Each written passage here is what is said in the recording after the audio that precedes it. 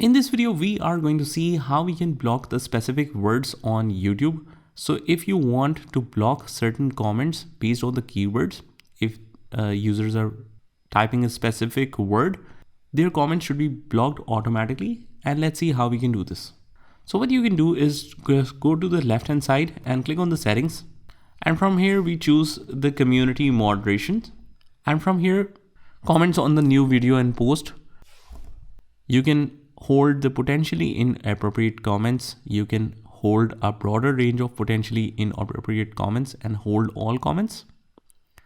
Also, if you want to block some specific words, you just scroll down a little bit and you just write that specific word or specific phrase in here, so that whenever some of the user use that specific phrase or word, their comment should be blocked automatically.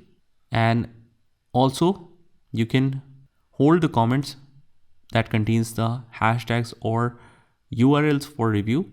So you want to check that as well. Just make sure of that, because sometimes people attach a spam link into your comment section. So that is very important as well.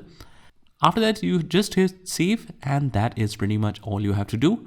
I hope you found this video helpful, and if you did, hit the like button and subscribe to our channel, and I will see you in the next one.